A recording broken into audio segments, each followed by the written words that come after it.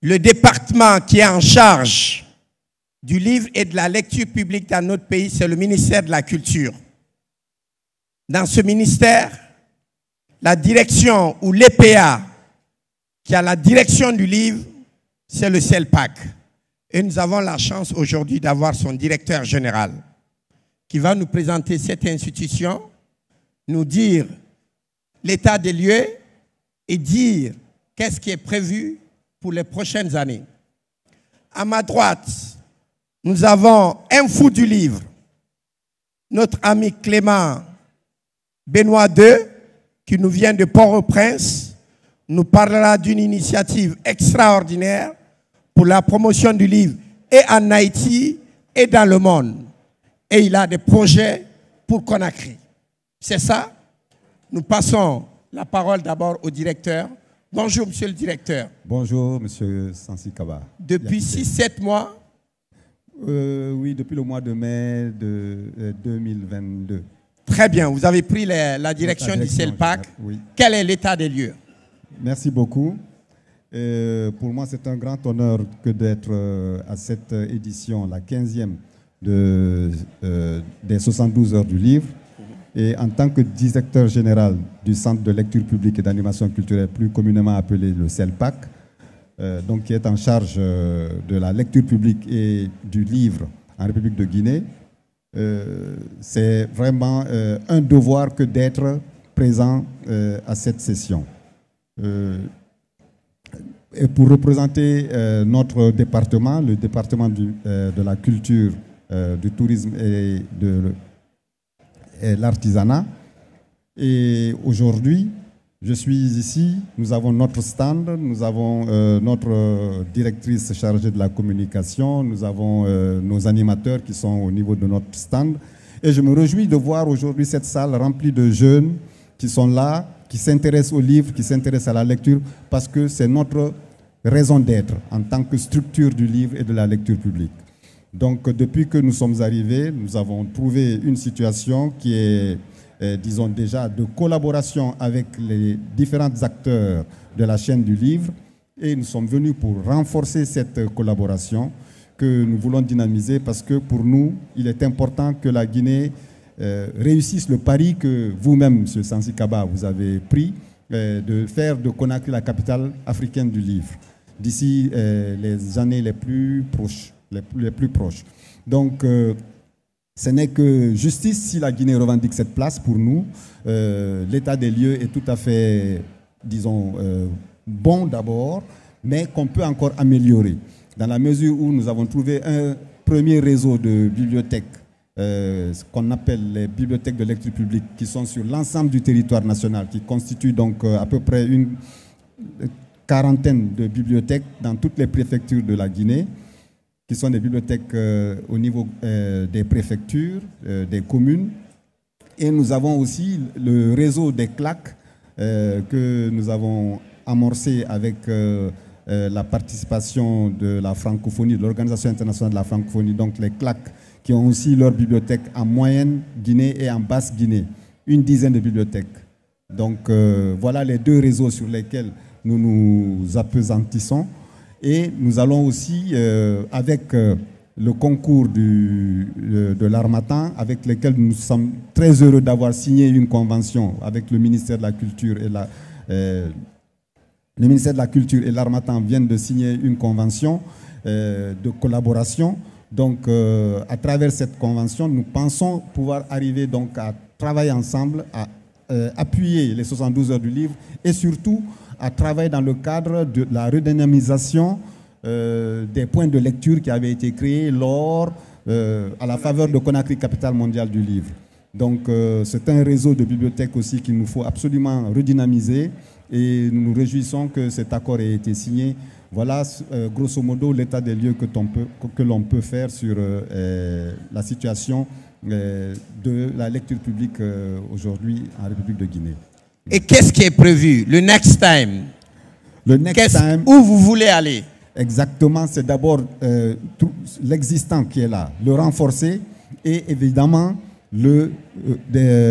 l'étendre Hein, parce que le réseau, par exemple, des claques dont je parlais tout à l'heure, il faudrait que nous dépassions cette génération de claques, des bibliothèques, pour aller à une nouvelle génération de bibliothèques, c'est-à-dire aller en Haute-Guinée et en Guinée forestière. Ça, c'est d'un.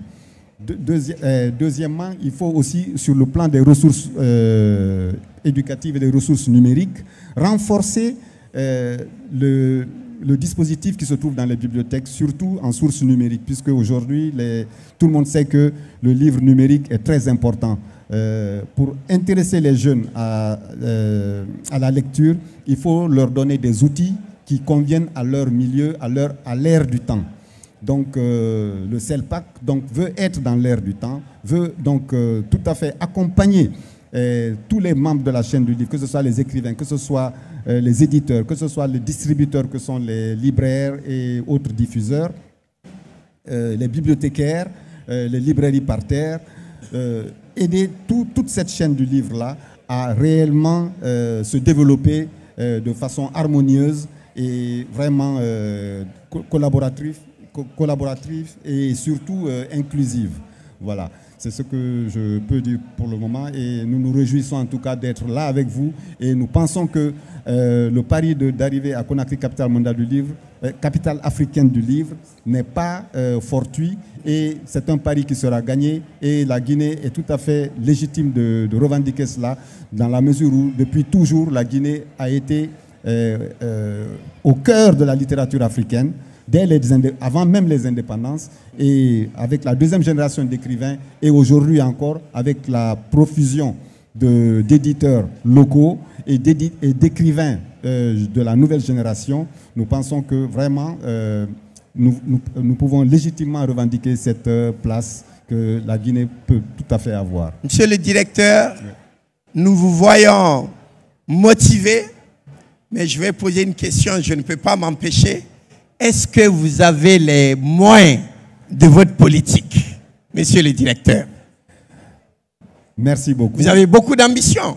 Oui, mais il faut déjà ça, parce que la volonté y est. Hein, et je pense qu'avec la volonté, on peut absolument déplacer des montagnes.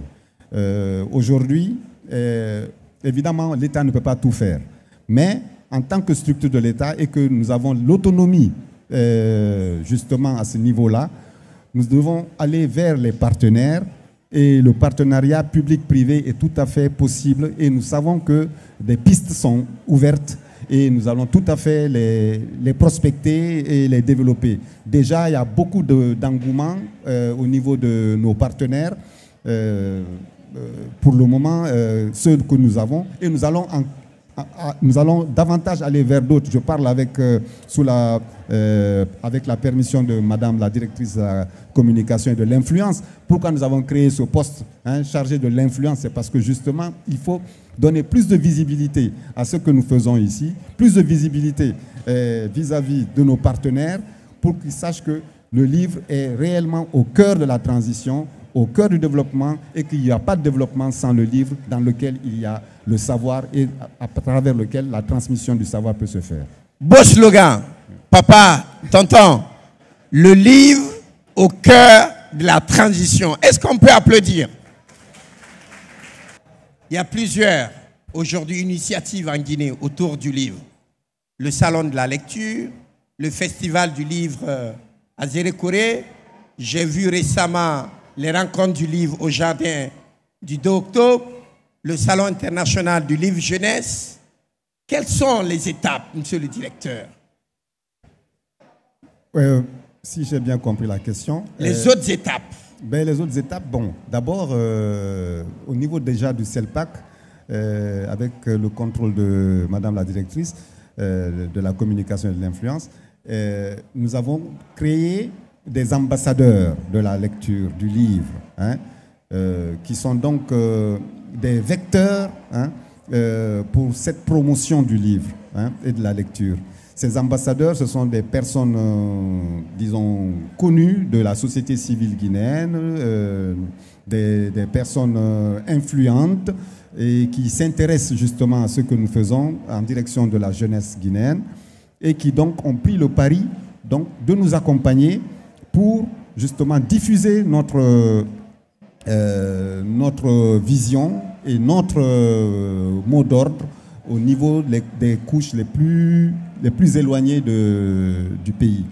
Donc les jeunes, les moins jeunes, ceux qui sont en ville, ceux qui sont dans le monde rural, comment faire pour les toucher, pour amener le livre vers eux et finalement qu'eux-mêmes viennent vers le livre parce qu'il faut les intéresser. Voilà déjà l'objectif que nous devons atteindre avec ces ambassadeurs-là.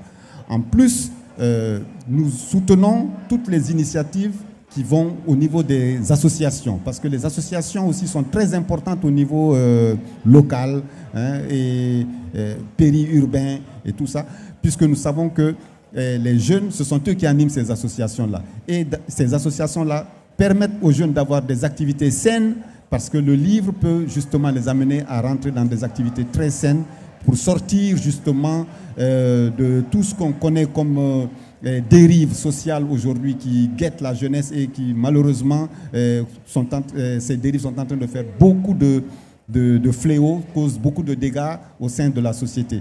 Donc les jeunes qui s'intéressent à travers les associations à la lecture et aux livres, nous sommes là pour les accompagner et nous les appelons aussi à venir vers nous pour justement les soutenir, les encadrer et les accompagner dans leurs activités. Et à ce niveau-là, le CELPAC parfois fait des dons de livres, fait des formations et va vers ces populations-là. Donc je pense que l'un dans l'autre, vous avez vous-même remarqué avec la signature de l'accord qu'il y a eu avec le ministère que on donne beaucoup d'initiatives, on laisse l'initiative vraiment à notre partenaire que vous êtes, de faire des propositions, de venir vraiment à nous pour nous engager à aller dans le sens de certaines activités, de certaines actions. Peut-être une provocation, monsieur le directeur. J'accepte. Les bibliothèques et les points de lecture de Conakry et de l'intérieur du pays sont pauvres pour, en ce qui concerne les livres guinéens, les auteurs guinéens. Qu'est-ce qui est prévu pour ça? Très bonne question. Effectivement, parce que pendant longtemps, nous avons surtout bénéficié des dons. Hein. Les livres nous venaient d'ailleurs, etc. Et très peu l'État achetait, sinon l'État n'achetait jamais. C'était toujours des dons qui venaient d'ailleurs, qui venaient de nos partenaires, des associations étrangères qui aident le livre en Guinée et qui privilégiaient évidemment les auteurs d'ailleurs et les éditeurs d'ailleurs, puisque ces livres venaient d'ailleurs. Donc nous, aujourd'hui, notre politique, c'est quoi? C'est d'abord de privilégier les auteurs et les éditeurs locaux. Donc, et surtout de mettre la main à la poche désormais. C'est-à-dire que nous-mêmes, nous allons acheter des livres désormais. Hein.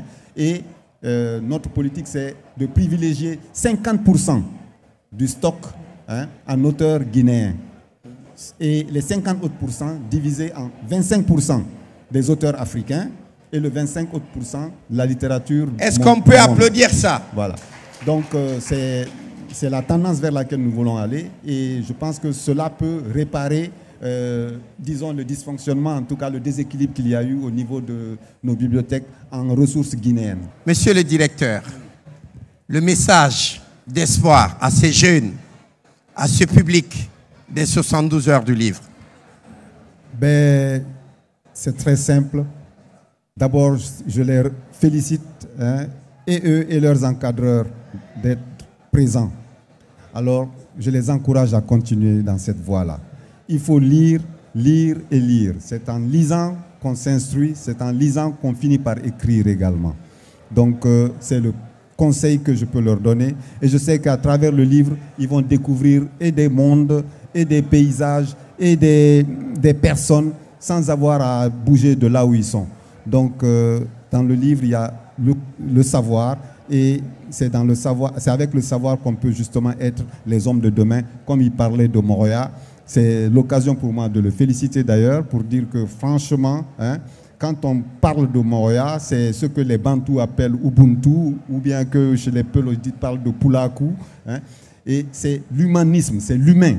Donc, pour faire l'humain, pour faire l'homme de demain, il faut vraiment construire celui d'aujourd'hui qui est notre jeune, notre enfant, notre petit d'aujourd'hui. Donc, vraiment, mes félicitations. Et encore une fois, je me tourne vers les jeunes pour leur dire, continuez la lecture, persévérez dans ce sens et vous trouverez les meilleurs des fruits.